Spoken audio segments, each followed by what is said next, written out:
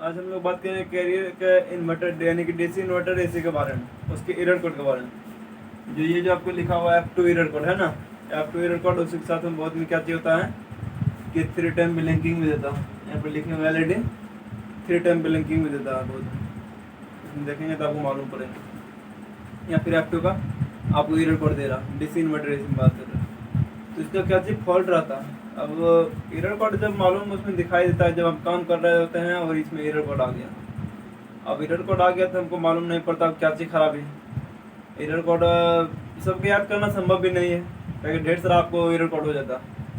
अब 100 एसी भी है, 100 को अलग अलग मॉडल के हिसाब से अलग अलग ढेर सारा एरर कोड तो चीज़ याद होता नहीं। तो इसका अपना एक छोटा सा एक वीडियो में आपको इस तरह से ढेर सारा आपको यूट्यूब पर मिल जाएगा। तो आपको इस तरह छोटा सा वीडियो कर हम भी एक तरह से बस 1.5 मिनट 2 मिनट 3 मिनट 4 मिनट मुश्किल से 5 मिनट आपको जाएगा एरर कोड के बारे में। इस तरह नहीं कि मुश्किल 2 से 3 मिनट में आपको एरर कोड के बारे में पूरा सा वो जानकारी, कोई भी एरर कोड हो आपको मालूम पड़ जाएगा। तो F2 एरर कोड क्या चीज़ खराबी रहता है, क्या चीज़ खराबी रहता है, अगर ये आपको मालूम पड़ जाता है तो फिर आसानी से आप फॉल्ट को दूर कर लेते हैं। कुछ भी खराबी रहता है उसको आसानी से आपको नहीं सबको आता ठीक करने के लिए कि आसानी से सबको ठीक कर लेते हैं। तो मतलब मालूम होना चाहिए क्या चीज़ खराबी। तो ये जो एरर कोड दे रहा था एरर कोड यही दर्शाता है मेरा क्या चीज़ ऐसे में क्या चीज़ खराबी है, तो वो चीज़ आपको ये इंडिकेट कर रहा है। अगर इस तरह से आ रहा है F2 यानी कि एरर कोड दे रहा है या फिर 3 टाइम ब्लिंकिंग भी दे रहा है उसमें, तो ये चीज़ समझ लीजिए उसका जो कॉइल सेंसर है, देखते हैं कि रूम सेंसर रहता है, कॉइल सेंसर रहता है ना इंडोर में, और तो जो कॉइल के अंदर जो डाला हुआ रहता है ना छोड़ा देते को उसे वही मेरा कॉइल सेंसर होता है, कॉइल टेम्परेचर सेंसर। तो वो सही से काम नहीं करता, प्रॉपर चीज़ समझ लीजिए। कॉइल टेम्परेचर सेंसर सही से काम नहीं कर रहा तो ये कोई एरर कोड दे देगा।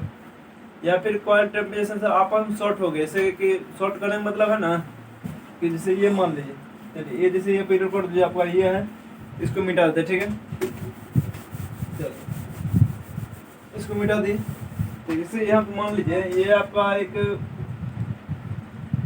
सेंसर है, इसमें से 2 वायर निकला, इस सेंसर में कुछ ना कुछ रेजिस्टेंस होता है। जब मल्टीमीटर से आप चेक करते हैं तो उसमें से किसी में 5 किलो ओम, किसी में 10 किलो ओम, किसी में 15 किलो ओम, इस तरह कुछ मान शो करता है। बहुत में लिखा हुआ भी रहता है सेंसर के ऊपर वायर पे कितना किलो ओम का आपका रेजिस्टेंस। तो ये शॉर्ट होने मतलब ये जो है ना रेजिस्टेंस एकदम 0 हो जाएगा, बीप का आवाज दे देगा। यही होता है शॉर्ट, यानी कि अगर सेंसर आपका शॉर्ट हो जाता है तो भी आपका एरर कोड हो जाएगा। या फिर ओपन हो गया, ओपन होने का मतलब है कि अंदर में ही कहीं न कहीं टूट गया है, पूरा कनेक्शन कोई रेजिस्टेंस ही नहीं बदला रहा, ये ओपन हो गया। शॉर्ट होने का मतलब है जो वायर गया अंदर कोई रेजिस्टेंस नहीं, डायरेक्टली शॉर्ट कर गया, आपस में जुट गया डायरेक्टली, ये शॉर्ट हो गया। चलिए ये दोनों भी सही है, इस तरह से ओपन भी नहीं है और शॉर्ट भी नहीं है, तो ऊपर भी सही से काम नहीं कर रहा, जो रेजिस्टेंस अगर शो कर रहा फिर भी सही से काम नहीं कर रहा। तो जैसे मालूम पड़ेगा उसको गर्म ठंडा करेंगे ना तो उसका टेम्परेचर भी एंड ये रेजिस्टेंस भी घटना और बढ़ना चाहिए। ठंडा करें तो रेजिस्टेंस बढ़ेगा और गर्म करें तो रेजिस्टेंस घटेगा, इस तरह से काम करना चाहिए। चलिए अगर इस तरह से भी काम कर रहा तो सेंसर तो मेरा सही बता रहा है इस तरह से, तो प्रॉपर क्या चीज खराबी रहेगा। तो उसमें जो आपको है कि पीसीबी का एक चीज और समझिए, उसका जो कनेक्शन आता है प्रॉपर समझिए कि आउटपुट इन्वर्टर में जो है मेन सप्लाई कैपेसिटर के पास जाता है और कैपेसिटर से मेरा IGBT IPM होते हुए अपना फिर कंप्रेसर का सप्लाई छोड़ा जाता है 3 फेज में करके, ठीक है, और वही कैपेसिटर ही मेरा आता है उसको डीसी करके। तो 8 वोल्ट उसके अनुसार 5 वोल्ट डीसी का आसपास आपको, हाँ 8 वोल्ट 5 वोल्ट डीसी आपको सेंसर पे भी वोल्टेज चेक करना। ये सेंसर है तो इस दोनों वायर के बीच में लगाएंगे या फिर उसके जैक पे लगाएंगे तो 5 वोल्ट डीसी के आसपास आना चाहिए। इससे मेरा क्या चीज मालूम पड़ता है कि पीसीबी मेरा सही है या नहीं है ना। अगर 5 वोल्ट डीसी के आसपास अगर आ रहा है तो ये चीज समझ लीजिए मेरा पीसीबी सही है, लेकिन सेंसर मेरा खराब है जो प्रॉपर सही तरह से काम नहीं कर रहा। हाँ एक चीज और शुरू में जाते हैं तो सबसे पहला काम आपका ये रहेगा कि सेंसर कोई वायर कटा हुआ रहना नहीं चाहिए। अगर जैक है यहाँ पे इस तरह से जैक लगा हुआ है, जैक ढीला नहीं रहना चाहिए, ये सब प्रॉपर चेक कर ले। इसका प्रिंट अंदर से देखते हैं पीसीबी में 2 प्रिंट बना हुआ रहता है जो पे लगा हुआ रहता है, तो जैक का तो वो प्रिंट अभी आपको ढीला नहीं रहना चाहिए, कि उसमें ऐसा नहीं है प्रिंट उखड़ गया हिलते रहेगा वहाँ पे जैक, ये भी नहीं रहना चाहिए, ठीक है। और ये जो अभी तुरंत बदला रहे थे कैपेसिटर जो पीसीबी के अंदर लगा था, बड़ा बड़ा कैपेसिटर देखते लगा रहता ना, तो वो कैपेसिटर अगर खराब हो जाते हैं तो भी आपको ये फॉल्ट आएगा, ये चीज़ समझ लीजिए।